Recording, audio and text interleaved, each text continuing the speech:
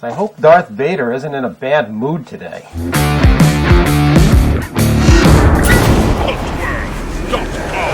All right, haunted house owners and operators, I know you've been dying to see the secrets of the Haunted Mansion.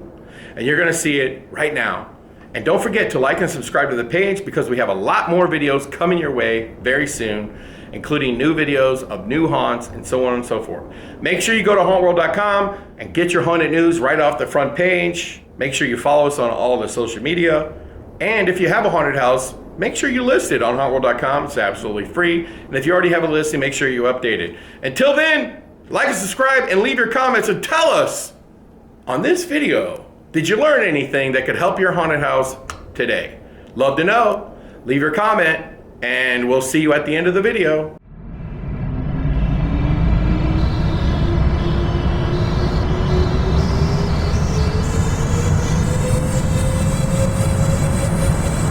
Hi everybody, I'm Kevin McCurdy. Welcome to Secrets of the Haunted Mansion, Volume 7. I can't believe we've done 7 of these tapes already. And hopefully you've seen a couple of them and they've given you some creative ideas for your own attractions. I was up here in the toy room and found my old Casper doll. Casper was a good friend of mine when I was a kid. But he kind of reminded me of something that I wanted to sort of focus on in my attraction this year, and that was getting back to basics. And so that's the first chapter of this video, getting back to basics. And what I mean by that, of course, is, well, Casper was a good friend of mine when I was a kid. But there was something about him, you know, when he sat across the room on that pile of clothes and those shifty eyes that he had, and sometimes he'd say things like, ugh, you know, that was kind of scary. You know, and sometimes I think we all forget what scares people. You know, sometimes it's not those big $20,000 animatronic figures. I mean, they're cool to look at, but if you've got a small budget and can't afford one of those, it's good to know that you can still give people a good show. And so that's what we're going to talk about today. Sometimes I think we all forget that, and we forget why people are coming out to see our attractions. Well, first of all, it's Halloween. And of course, Halloween and haunted houses are synonymous nowadays. That's what people do for Halloween. I don't know about the rest of the country, but in New York, trick-or-treating has definitely died out. And going to a haunted event, pumpkin picking, and things like that are your Halloween activities nowadays. And with more and more haunted houses popping up and farm markets and even the theme parks changing over for the season, our competition is getting pretty hard. And I think we're all going to need to go back and think about why people are coming to see us, and that is to get scared. So if you have an attraction with big animatronics and all this great eye candy, that's great. But you know what? People can still come to a low-budget attraction and have a great time, and they might even think that one was better because they got scared, because the actors were so good, and things like that. And that's something we're going to talk about today in Secrets Volume 7.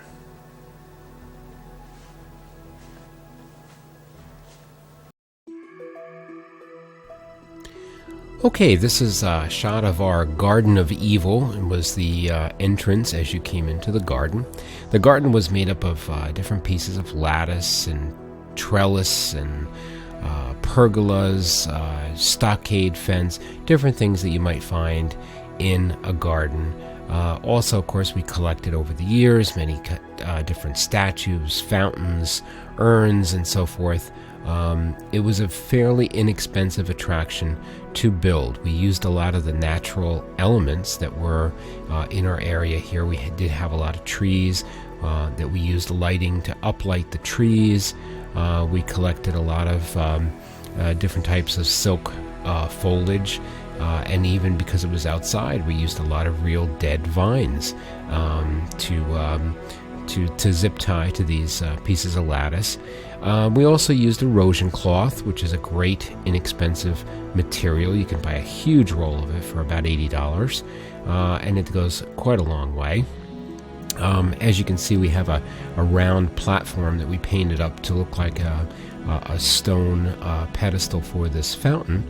And on the back of the back wall of the lattice there, we have some budget buckies tied in, overgrown with vines. Now, we had an actor who sat on this this fountain here and provided the scare, but the scene itself was inexpensive to build, and as you can see here, it really felt very creepy, overgrown, and something out of time, out of the past here. Let's take another look at the garden.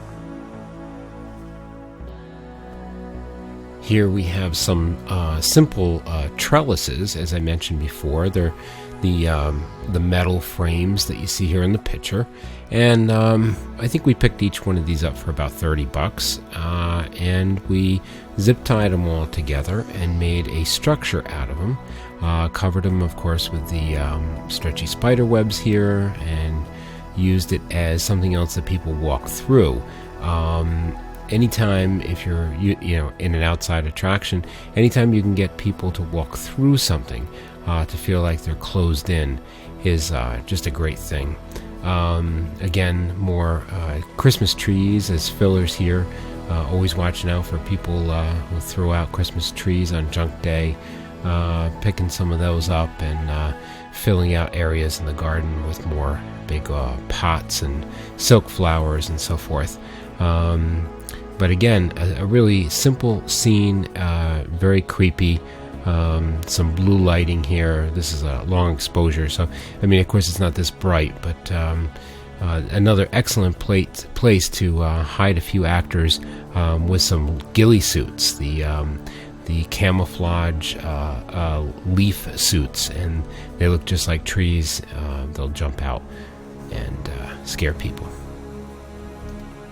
Now here we have another scene inside the Haunted Mansion. It's a bathroom scene.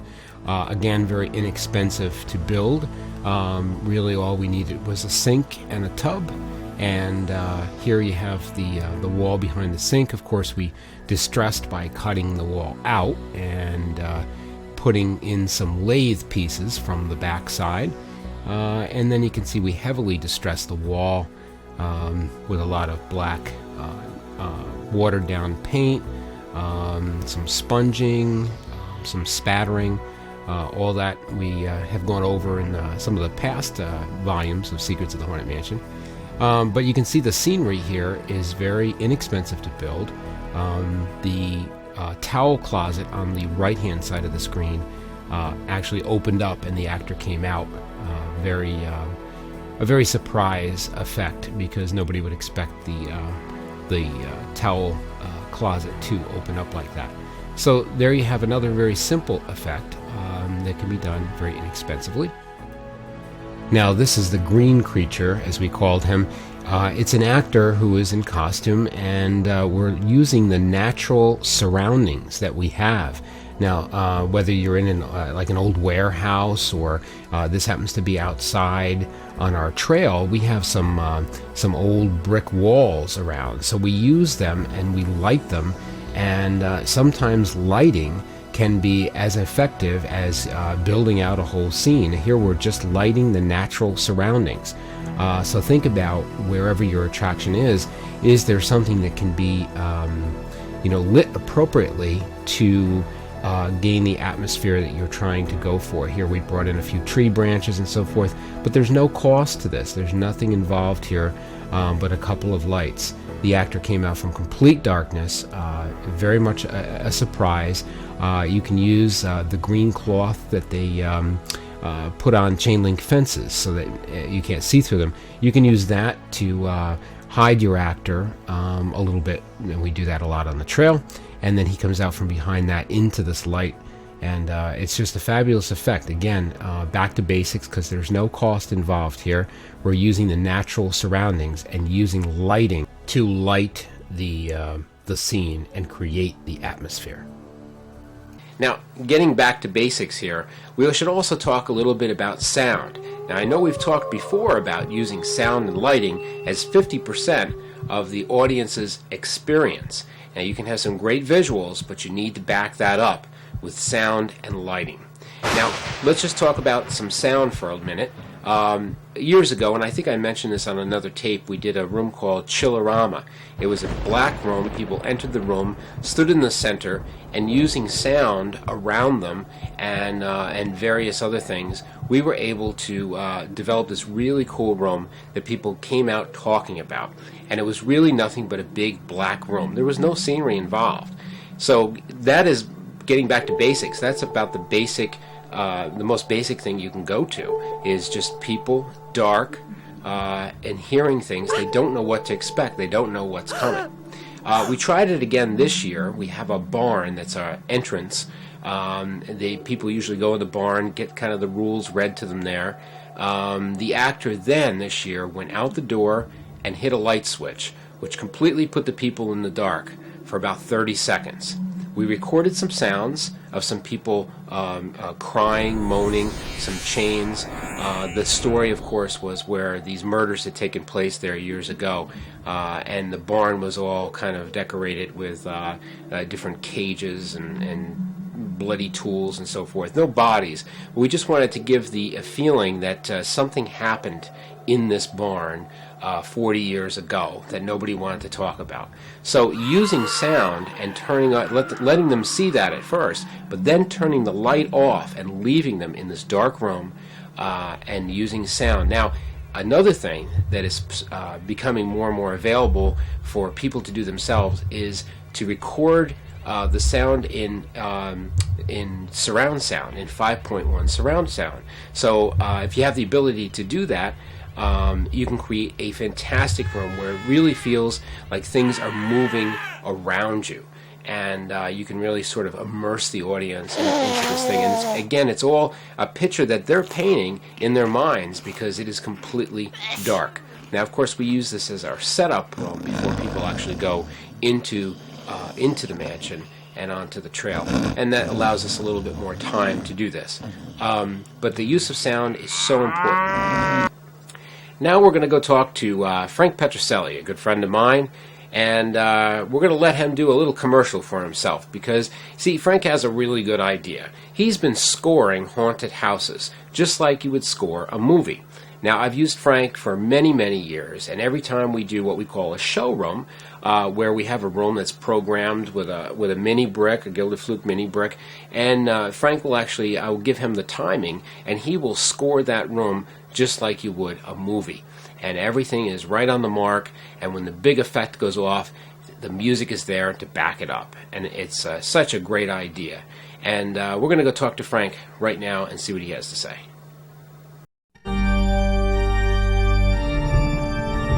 My name is Frank Petroselli, and I'm the leading decomposer for the haunted attraction industry.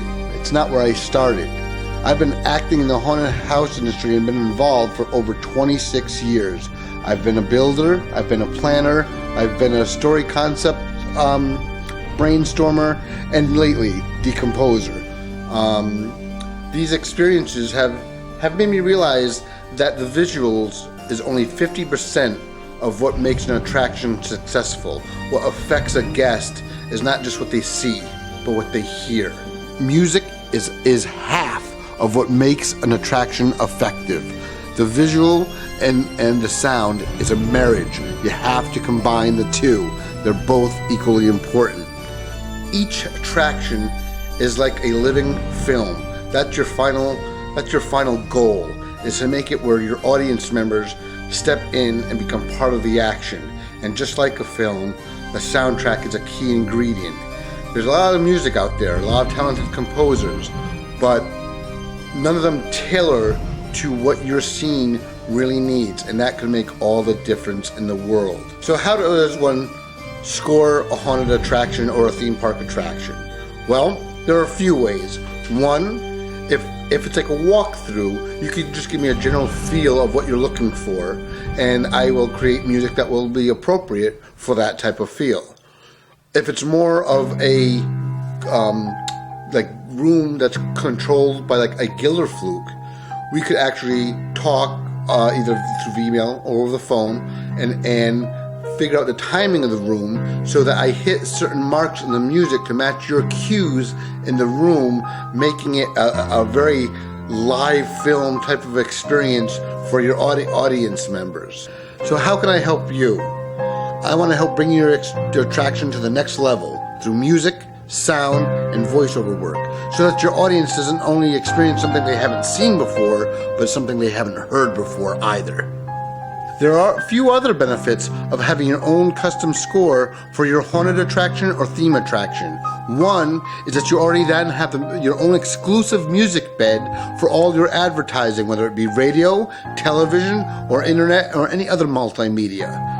You could also have the opportunity to make back your investment by selling a custom soundtrack in your gift shop. Thus, your investment is paying for itself. And I hope we get the chance to work together. I hope to hear from you real soon. Beast regards from Decomposer, Frank Petroselli. Okay, thanks, Frank. Give him a call because Frank is a very talented guy, and we've used Frank for numerous years. This will be 27 years that he's been here at the Haunted Mansion, but he is a very talented individual, and if you can give him a call, I'm sure you will be as pleased as I am about having Frank score your room. Now, talking about sound, I don't know how many of you out there go with the digital audio repeaters to use for sound in different rooms. I know I'm always buying another one because I think that is just definitely the way to go. I remember when CDs were able to be burned, and that was such a great thing. There was a company in Tennessee that actually would burn your sound on CD for you, and it just was so great. I remember because we were using tape at the time. Well, now, of course, it's MP3s. And if you're not going to invest in the digital audio repeaters, a little small MP3 player will do the trick, and they're about $60. The downside is most of them just take except batteries, so you'll be replacing batteries like once a night. I put a fresh battery in, have my crew put a fresh battery in every night, and we've had good luck with them. So just another little tip. To use for sound. Of course, you'll still need an amp with them. That's the other downside. The digital audio repeaters are just the way to go. They have an amp built in. Hook them up to 2 speakers, and you'll never have to worry again. Just one of those little investments that you should make in a very staple item that we all need. We all need to have sound. We all need to have good sound. CD players, they get dirty. The CDs get scratched, taken out, whatever. These are foolproof. You turn them on and away you go. So just a couple little ideas there. While we're talking about sound, there is one other little trick that I'd like to talk to you about, and it's called what I like to call the scream track. Just as the laugh track was invented all those years ago at Desilu Studios for the I Love Lucy show, we sort of invented this scream track, and maybe some of you have done it out there, I don't know. But out on our trail, we recorded an hour-long CD, and on the CD, at random points, we would have a very realistic scream. Now, we've recorded the screams ourselves. We had a couple people that had great screams, recorded the screams, guys, girls, and groups. And basically, throughout that hour, every once in a while, it could be every 5 minutes, could be every 2 minutes, there'll just be this really loud scream. And your audience, in your queue line, we're in a position so you could actually hear this scream. They would hear the screaming, or as you were on your way into something, you would hear screaming. And the anticipation of getting to that area because you heard all these people screaming just added to the whole anticipation factor.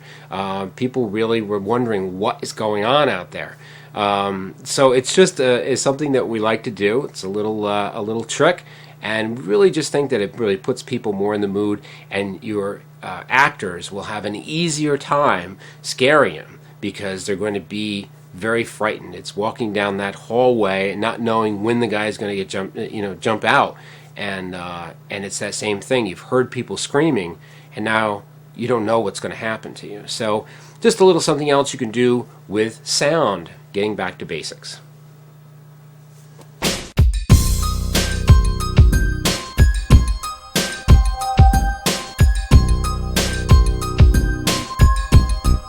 Okay, let's talk a little bit about lighting and special effects. Let's start with lighting. Now, on the past couple episodes, or volumes, I should say, of Secrets of the Haunted Mansion, I've talked about using LED lights as lighting in your attraction.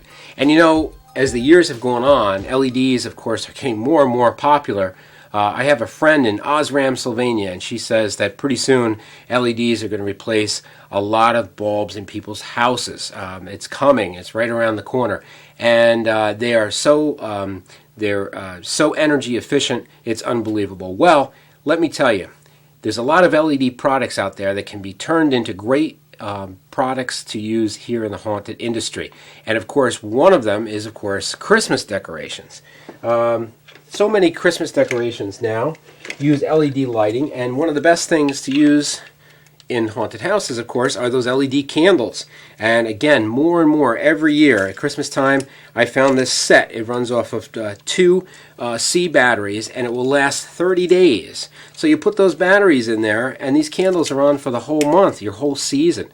If you want to, you can certainly just change this over, cut the wires, and put a little wall wart on it and plug it right into the wall. But wouldn't it be great to actually use these types of candles in all those candelabras that you've been collecting all these years, right? You know, all those terrific cast iron candelabras you find at the flea market, and you just stick some candles in it and they never light, or worse than that, it's those little flicker bulbs, the orange flame inside. They just look horrible. Now let's change them all to things like this, okay? And the best part is, you go out after Christmas and you find great deals on this stuff. I mean, this was maybe $10, and I got it for about $2.50. So I bought, I think I bought all they had, actually. So, but these are just great. You can cut them, separate them, whatever you want to do, just change the power source, and away you go. And they have a good flicker to them, too. Okay, let's take a look at something else. Oh, and I got to say that if you don't like that style, they have them also in single candles here. This has a photo sensor on it too. I mean, it just does just about everything. And these were $5 at Lowe's this year. So I picked up a bunch of these because it's always great to have. And they last 30 days. Now, talking about LED lighting, I have something else here to show you. And I think you're really going to think about this. Put this down. This blue light that I have on right now, as you can see how bright it is. And you know, for video, how a lot of times, you know, you need a lot of light. Well, this blue light is coming from an LED bulb inside this fixture. Now, I know it looks a little washed out to you here, but it is an intense blue, and it is equal to about 3/4 of the brightness of a 150-watt floodlight bulb. Now, how many times have you gone out to buy floodlight bulbs? There's two things that are really bad about floodlight bulbs, and that is, you know, after a few days, the color actually starts fading out on you.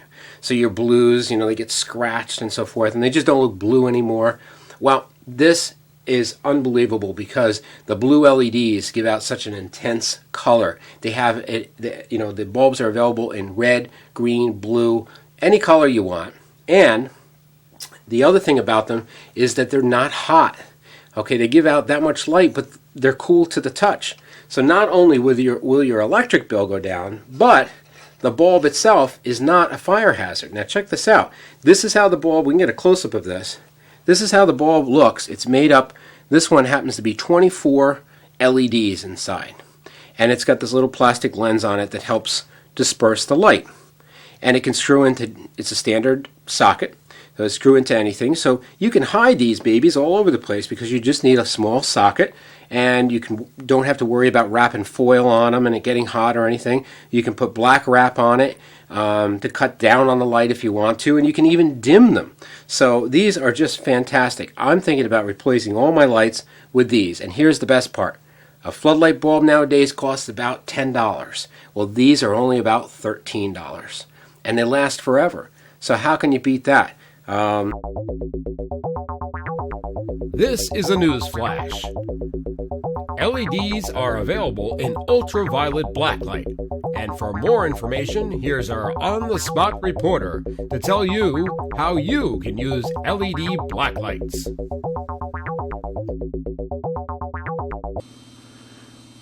Kevin McCurdy, you're on the spot reporter here at the Haunted Mansion. We are using LED blacklight bulbs. As you can see right behind me, they are very bright, and they can be strobed, and they can be dimmed, and they can do anything you want because they are not fluorescent. And that's just the wonderful thing about using these blacklight LED bulbs. They're available for just around $10 on eBay, and they do a fantastic job. We've used 2 of them here. Let's spin around and check out Mr. Jacob Marley here at the Christmas exhibit.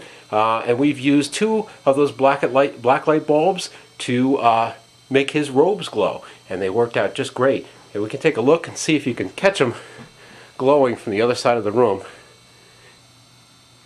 And now, back to the studio. We now return you to our regularly scheduled program, already in progress. So something to think about. They are these I got from LEDwholesalers.com through their eBay store. Of course, eBay, the most wonderful thing in the world. You can find just about anything. They also have, if you look under the automotive section, LEDs are used on cars, underneath cars, and they have these little lights that you just peel and stick. And I've also used those in the lab machines, which you saw on my last video. And but this year I took those same lights. They're little button LED lights, 6 on a string, and I just stuck them in the corners of this room. I lit the whole room basically just from those 6 LEDs. So I think LEDs are definitely the way to go. Now, let's talk about some special effects. Special effects. Well, you all know from watching my other videos that special effects in my attractions always include video. I love to use video to create different kinds of illusions with Pepper's ghosts and different ways of using video and video projection.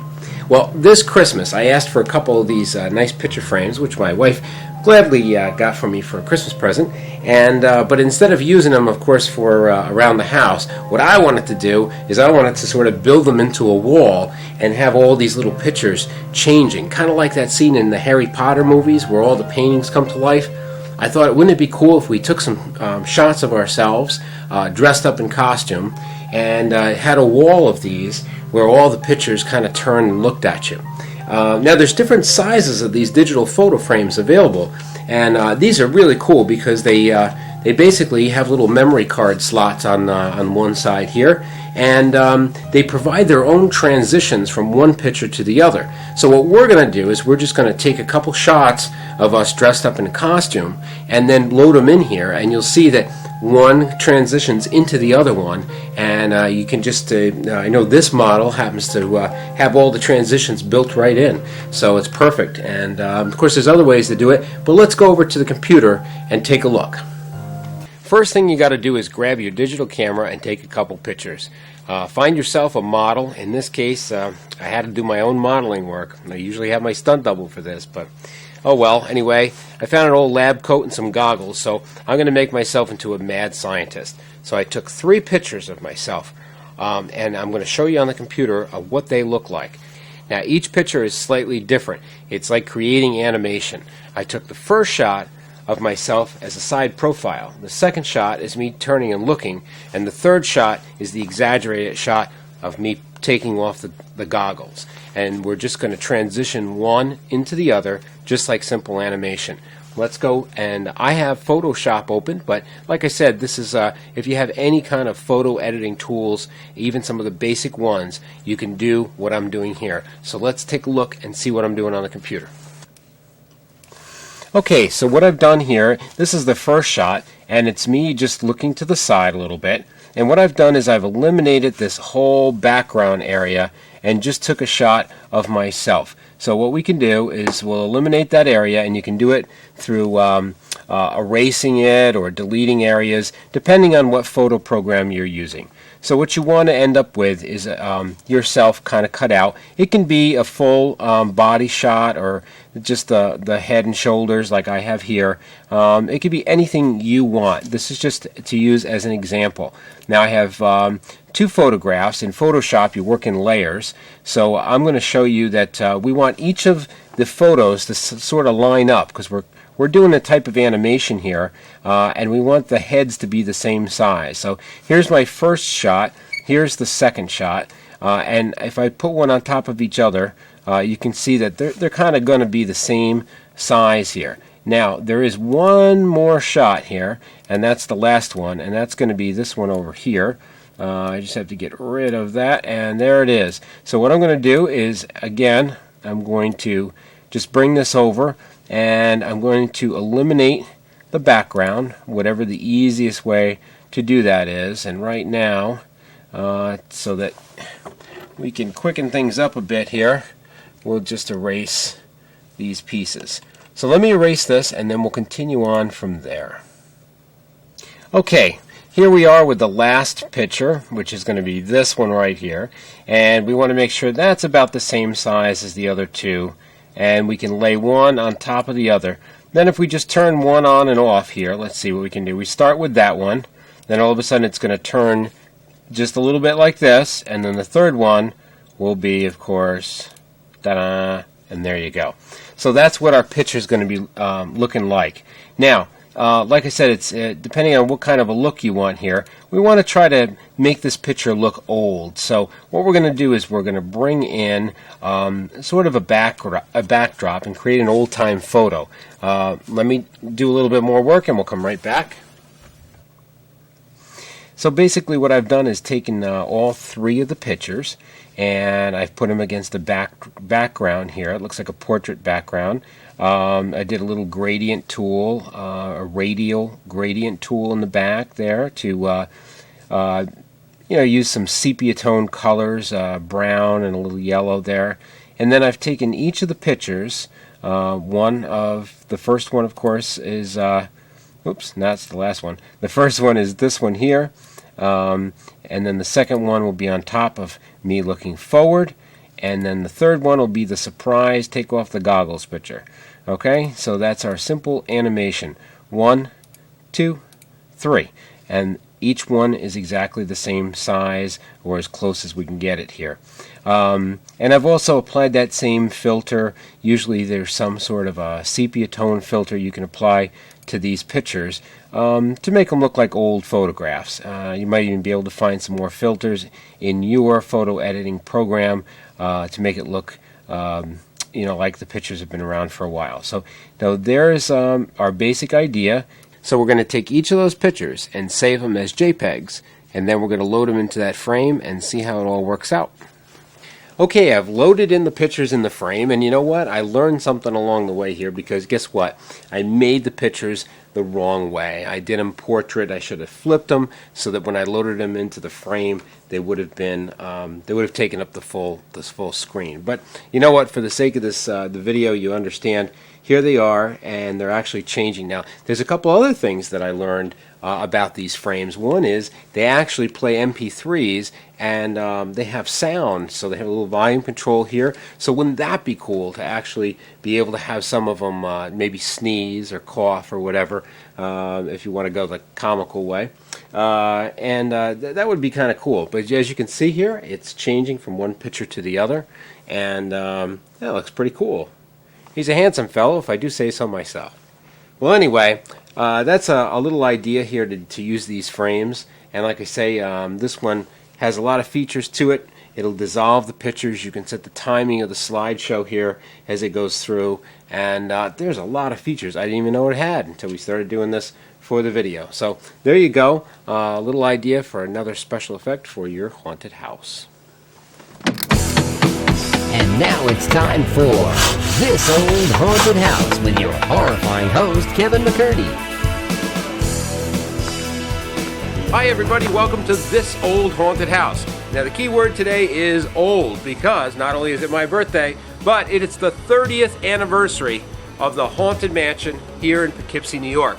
Now, over the years we've done some really great rooms, I think, and people really remember them. After 30 years, I meet somebody and they really talk about some of the best rooms that we've had. Now, I think we've had about 500 or 600 rooms, somewhere in between there, over the past 30 years. It's hard to remember them all, but the ones that really stand out are the ones that people talk about. And I know pretty much everybody has has done an elevator. That's been a very popular room for haunted houses. There's different types of shaking floors and different things, and they're still pretty popular. A lot of haunted houses include some sort of an elevator scene. Well, we wanted to do an elevator again last year. We had only done it twice before, but we really wanted to do a different take on it. And I think we came up with something kind of cool. Let's go inside and I'll explain it in there. Okay, we're here in the elevator shaft. I'm holding up a flashlight. It's really dark, and that's just the way it was when people entered the room. We're here in front of the old Otis elevator control panel, which we were lucky enough to get out of an old elevator company.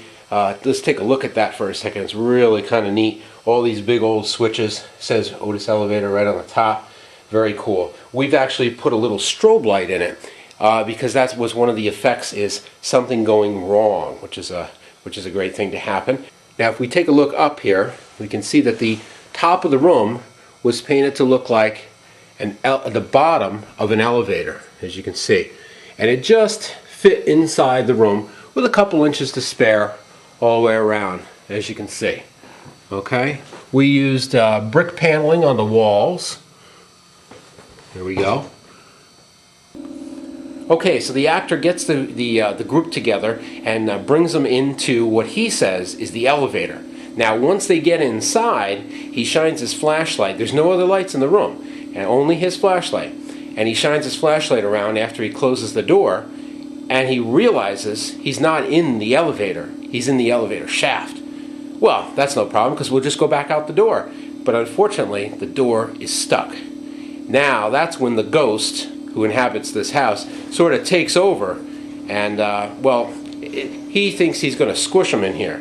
So the elevator control board behind me is where the person stays. You can see that little flashing strobe light. That's going to be there's a strobe light built into that board, so it looks like the actor gets an electric shock as he goes to try to open the door. Now, let me run the program, and you can hear the audio, and we'll try to capture. It's a hard thing to capture on video, but we'll try to capture the actual elevator coming down. Here we go. Now, this is where the actor is bringing him in the front door here, and he walks over to the elevator control panel. I know you folks are under a lot of pressure, but what do you say we end this whole ordeal? You know, sort of squash it? Oh no, we gotta get out of here. Hey, let's look up. The ceiling is coming down on top of me. You can see it's coming down. It's getting pretty close. Let's take a look over here. It's getting pretty close to my head. Oh, wow, whoa! Wow, that was a close one. This ain't over yet. Now that's when the actor came out of the ventilation shaft behind me on the floor down there, and he kind of came crawling out, and people hate it when you come at their feet like that. So that's when the elevator door manages to get unstuck, and we all exit. Come on, let's go. We'll go up to the top of the elevator, and I'll show you what the mechanism looks like. Okay, we're here in the top of the elevator shaft, which is pretty high up in the mansion. I'm kind of leaning out with the camera here, so it's going to be hard to get some shots, and that's why we're going to show you back at the shop. But here's some shots of the elevator piston itself, and you can see it's a tracked piston that we're using here. It's a 52-inch piston, and it has a support that comes down that's connected directly to the track. And there's one other support at a 45-degree angle that goes out over to the other side of the framework. So it's just a metal frame connected here, and then there's a couple wheels. See if we can get these wheels. Now the wheels, like we were saying, actually ride up and down the walls, keeping the elevator ceiling just spaced away from the wall enough where it won't jam up. We took and ran the elevator through the entire season, never had a problem with it. Again, here now, back at the shop, we're looking at a diagram of the top of the elevator. We have a aluminum frame, and as you can see, we have a track mounted. The piston track that's labeled there is the track that's mounted vertically in the shaft. And then we have two braces at 45-degree angles, one to hold the elevator against the left-hand wall of the shaft, and the other to hold the elevator tight against the back wall of the shaft. And supporting the top of ceiling of the elevator like this really was a great idea. My friend Jim Dillon, who's been working with us for years, came up with this idea. And there's the four wheels that are positioned to keep the spacing away from the top of the elevator. And now the elevator ceiling has to be made of something, of course, lightweight, and we used the 1/4-inch Luan plywood. We were considering some styrofoam, but the 1/4-inch Luan was sufficient, and it held up really well during the season. Now let's take one more look at the elevator, and this time it's from above while the show is triggered. Here you can see the show triggering, and now the elevator is about to lower down. And there it goes. And as you can see, nice smooth ride all the way down. And here it is on its return trip on the reset, which is much quicker, of course. And there you go. As you can see, it ran absolutely beautiful. So that was our new take on the elevator. You know, a lot of people really love our scenery work, and I guess that's what we're most famous for. Just wanted to mention these front doors. The front doors on our Haunted Mansion, we created a few years ago, and they've been holding up pretty well out here. They're actually just made out of Luan and a lot of molding, but they actually are a replication of the front doors from the Munsters house. If you look at them kind of closely, we got the lion's heads, we got some molding work over here. And you know, we painted these, I would say, about 5 years ago, and they are outside all year long, and they have held up well. And one of the greatest things, and I don't think we've ever talked about on one of these tapes, when we're distressing and doing all our spattering and dripping and so forth, is the use of Elmer's glue. And I just wanted to mention that real quick. What we did with these doors was we took and painted on a base coat of brown, and then on top of it we painted on a base coat of Elmer's glue mixed with a darker color brown. And what will happen is that glue, when it dries, will actually tighten up, and the paint on top will crack. It's like a crackle, you can buy crackle medium also, and that works great too. However, the Elmer's glue really lasts outside for a long time. Let's take a look at them really closely here. As you can see, we had a lot of nice texture going on. They really look like there was coats of paint on them over the years that have sort of cracked off. You can see the texture right there. And this has been there for years and years now, and as you can see, it's held up really well. You can look down here at the lion. You can see the nice cracks we got going on here, and that's just a latex lion. And here's some other nice texture that you have. It really looks just like, here's part of it that we scraped off. Okay, so as you can see, they really look old. They really look distressed, and got a couple handles on here that have just been dry brushed and so forth. So you can see that they really look distressed. The key to this again is to paint on a base color of brown, and then on top of the brown you're going to paint a layer of Elmer's glue. On top of the Elmer's glue, when it just starts to develop a skin, that's when you're going to take and paint on the darker color brown. And when that glue tightens up, just like a crackle medium, then all of a sudden that paint that you put on top of the glue, that's going to crack too. So if you haven't used the Elmer's glue trick, definitely something to try, and it holds up really well.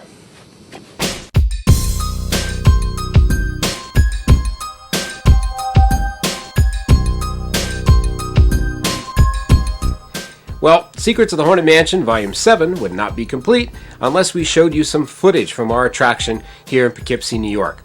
And I thought it'd be fun, because we were talking about elevators, to go back and show you the footage from an elevator room that we did back in 1992. The theme that year was called Ravenscroft Manor, and it was about a Victorian house and a gentleman who invented a machine called the Ghost Chamber, and he invented it to go back and contact his dead sister, but instead, when he went back into the machine, he came out as a demon, and that was the basis of that year's theme story. And so now I'd like to show you a little bit about two of the rooms. We have an elevator room that the maid will take us into, and I'm going to put a little director's commentary on that room just to point out some of the special effects we created. And then she's going to take you into another room, which was the bride's bedroom. Now, Mr. Ravenscroft was about to be married, but little did his fiancée know that he had gone through this machine and he was now the demon. That's sort of the setup here. And let's go back and check out the footage from 1992, Ravenscroft Manor. The maid is about to bring us into the elevator and then into the bride's bedroom. Let's take a look at that.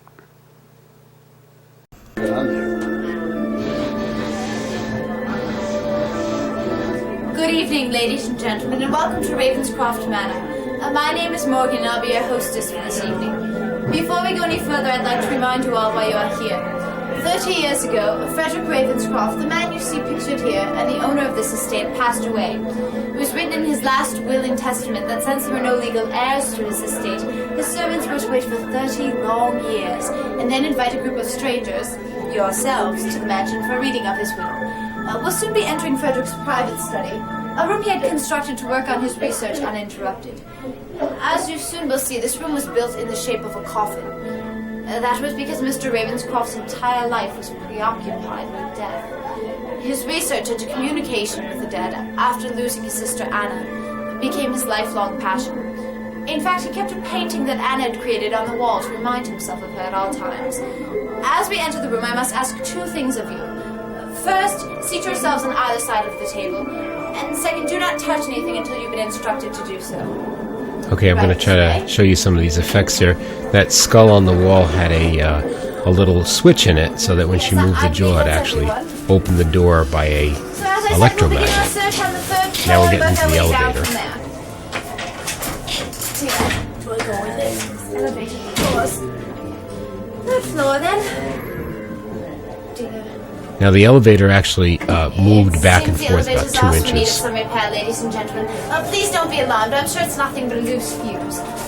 It moved left to right, and which shook it. Those squeaks that you heard are actually squeaks of the box itself, the elevator box. Let's see if that did the trick, ladies and gentlemen. There we are. So now we're going to go up and we're going to see the first scene outside the doors. She opens them, and it's a long hallway, about 20 feet long. At the end is a Pepper's Ghost illusion. No. This isn't The sheet of glass here is about 8 feet by 8 feet.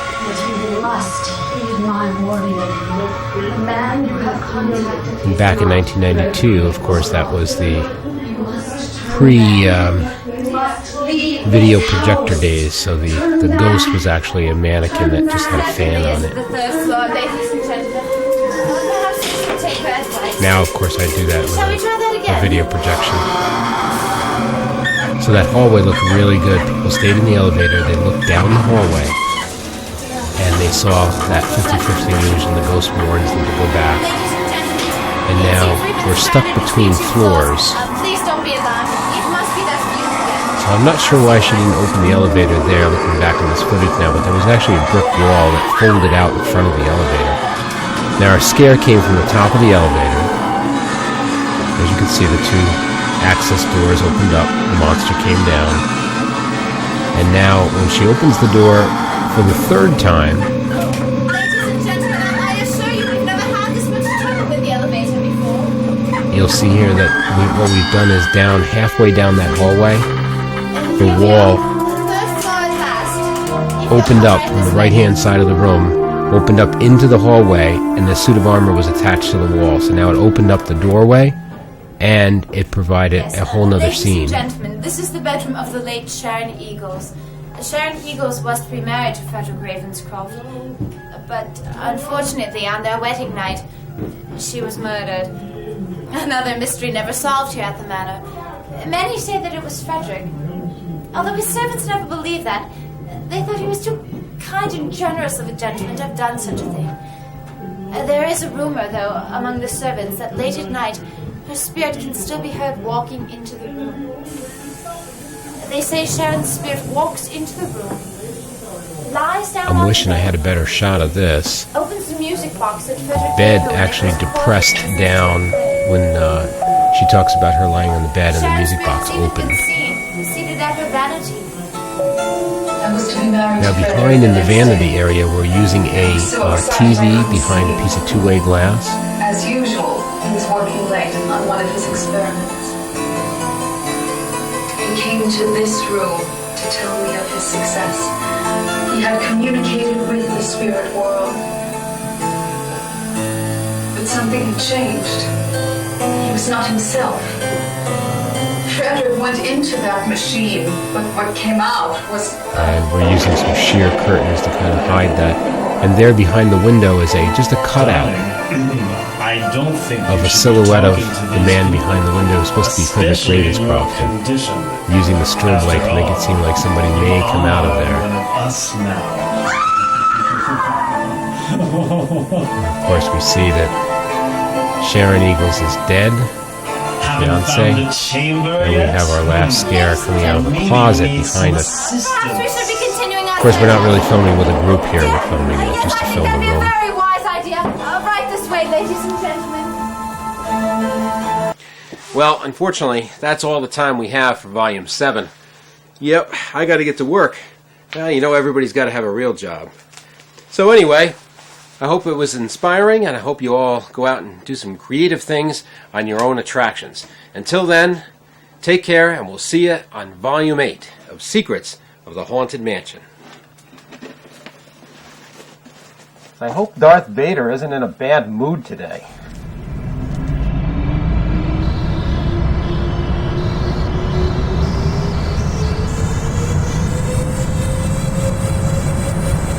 Thank you for watching Kevin McCurdy's Secrets of the Haunted Mansion. If you happen to see him or talk to him, thank him for allowing us to upload these videos to the Hauntworld YouTube channel. Make sure you like and subscribe, and we hope you enjoyed the video. Leave your comments below, and until next time, folks, happy Halloween. For scary videos and more, subscribe to our YouTube page, Hauntworld.com.